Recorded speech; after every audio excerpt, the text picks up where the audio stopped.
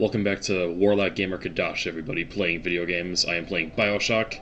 Yesterday I recorded Beholder and The Long Dark. Today I'm playing Bioshock. Let's start with a new game. I will keep the changes as they are. And I've played a bunch of shooters, so I'll do it. I'll go in. So, this is a brilliantly designed game with wonderful atmosphere. By wonderful, I mean super dark. But what I love about it... Oh, plot. Hold on, just a second. Mid-Atlantic, 1960. Old-timey game.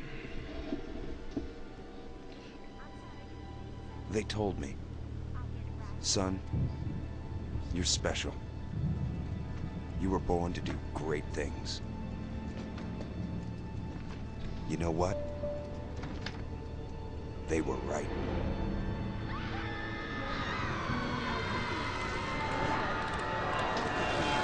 Here we go. Here we go. And thus begins Bioshock. I am playing the remastered version of the game. I did a little test recording just to make sure everything worked fine and the capture seems solid. Hopefully we have no problems.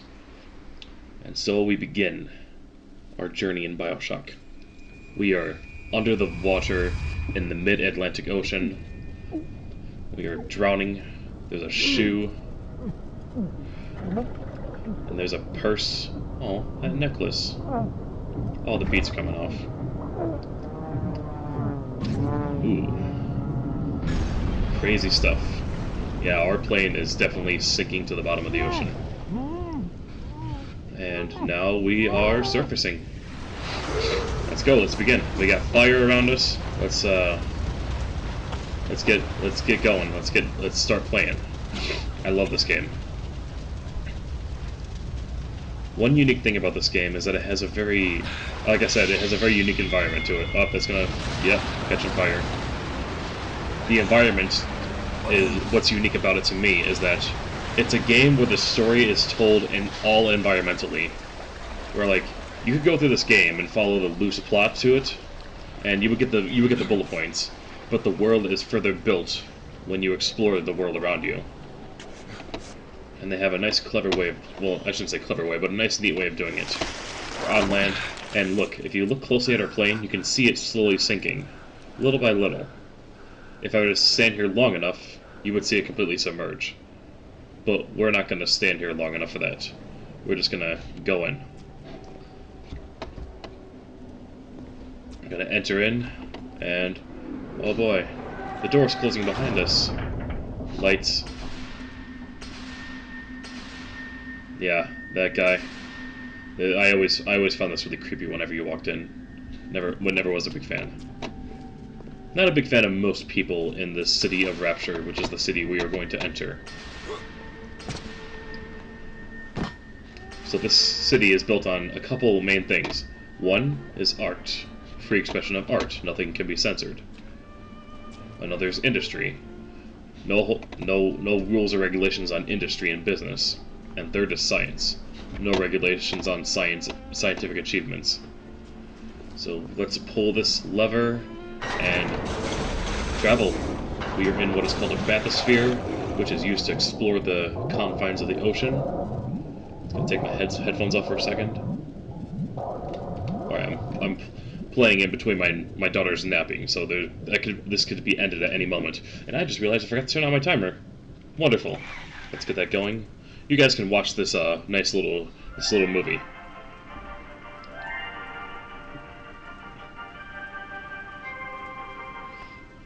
I am Andrew Ryan, and I'm here to ask you a question. Is a man not entitled to the sweat of his brow? No, says the man in Washington, it belongs to the poor. No, says the man in the Vatican, it belongs to God. No, says the man in Moscow, it belongs to everyone. I rejected those answers. Instead, I chose something different. I chose the impossible. I chose Rapture. Dun dun dun! Check it out. Where the artist would not fear the censor, where the scientist would not be bound by petty morality, where the great would not be constrained by the small. And with the sweat of your brow, Rapture can become your city as well. So yeah, it's a giant city that this guy built underneath the ocean. You can see some repairs going on in the tunnel there. We can see a giant motherfucking whale over there. And just check it out. All the neon lights.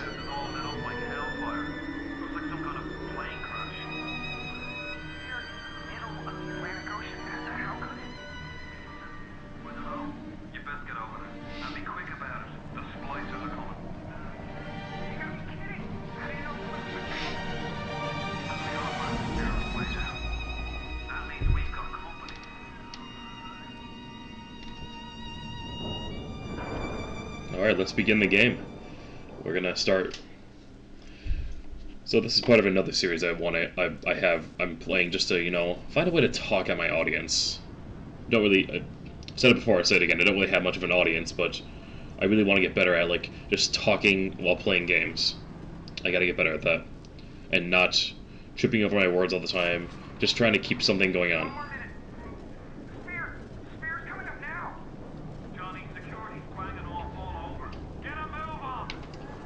Here comes the first scary moment of the game.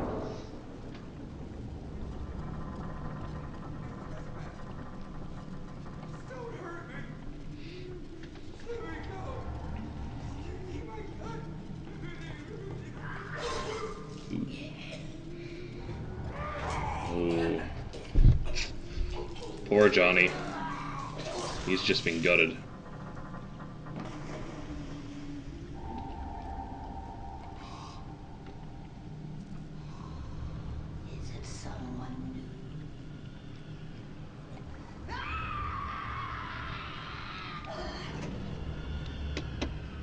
Yeah.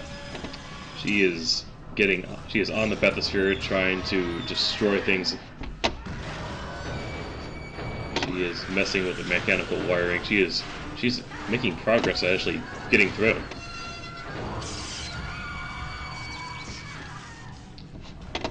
If I don't sound scared, it's because I played this game like 7 times. But I love this game.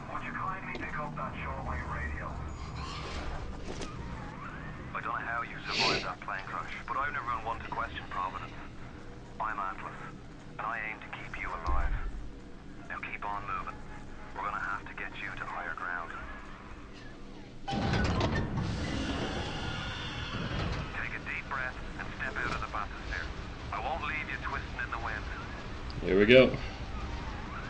We're gonna need to draw her out of hiding, but you're gonna have to trust me. Now, a large part of what I was talking about, this world being built by environment. Like, if you explore the area around here, you can see Rapture is dead. Rapture is the city that we're in. And we're not your property. Ryan doesn't own us. Let it end. Let us ascend. All kinds of stuff like that. Yeah. And all bathysphere travel is now denied. So I was the last person to use it. Ryan doesn't own us. All kinds of contextual clues. Even if you don't know much of, even if you don't know much of what's going on, you see some awful stuff is going on clearly. So if we head over here, damn. Walk forward a bit. Just a bit further. How do you like that, mister? There we go. Some crazy shit happening right there. Now, would you kindly find a crowbar or something? Bloody splicer sealed Johnny in before they... Goddamn splicers. Indeed, goddamn splicers indeed. So here is our main weapon, the iconic weapon of the game, the wrench. Swing it. You can also fix things with it, but for this game, you just swing it. So, damn. This is really, I've never fully played through the Steam version. That's it. Sorry. So we're gonna go through. Ah, there we go. That's how you crouch.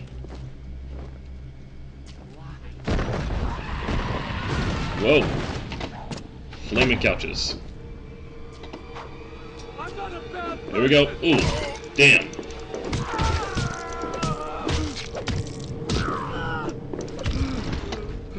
Messed up. Thuggish splicers. Yeah, I'm gonna have a hard time playing this on hard mode. So, a large part of Bioshock involves exploring the area a lot. Exploring and finding things to just use, such as these potato chips, which are going to heal my health up a little bit. This trash can, which might have more potato chips. I'm a disgusting creature for eating potato chips out of the trash can. Rapture, built in 1946. Whoa. Pick your plasmid and evolve. Plasmids. I would love to have a sign like this just hanging in my room. Or maybe not my room, but the living room. I would just think that'd be so cool. In fact, I wonder if there's a sign like that I could buy. Evolution in a bottle. Now, and teleportation. Now you may be looking at all these signs and wondering, gee, what the hell could they be talking about? I mean, gee, what, evolution in a bottle? Are we supposed to evolve in this game? Well, if you take a look over here at the Gatherer's Garden, you see this thing shining and sparkling, and these creepy little girls right next to it. Well, what happens if we push E? We're gonna do drugs, kids. Don't do drugs at home.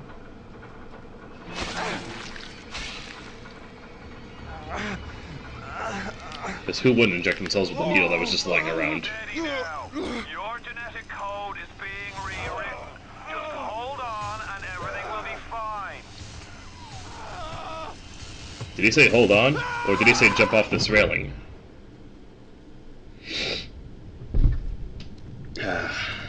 So yeah.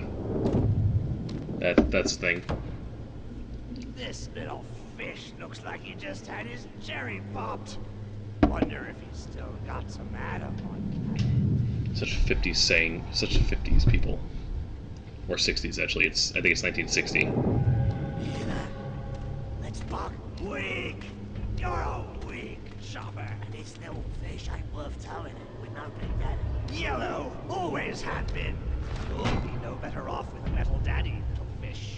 See you floating from light. Isn't that just creepy? That guy's face was so creepy. I never got to see his eyes so well before. The remastered version does a great job with that. Oh boy. What's gonna happen here? Well, I know what's gonna happen. But do you know? You at home. Look, Mr. Bubbles. It's an angel. I can see light coming from his belly. Wait a minute. He's still breathing.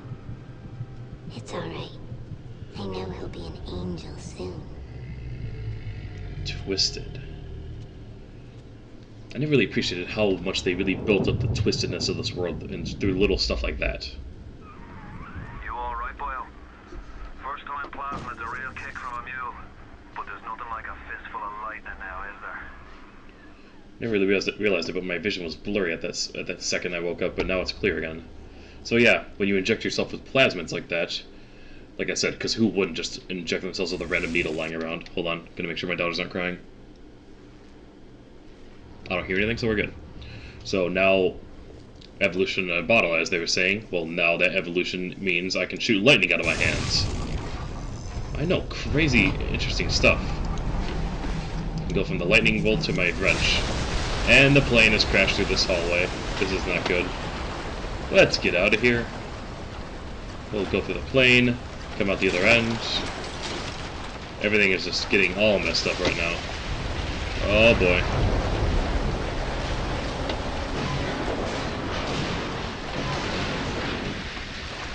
Yeah, so I wonder, does the water level increase if I stay here? Did they put that level of attention to everything? It doesn't look like they did. Well, that's disappointing. They could have done better there. Well, let's get out of here.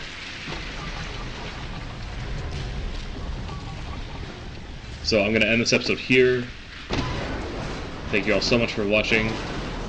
And, yeah, we'll continue in a second. Wait, wait. Give him the combo.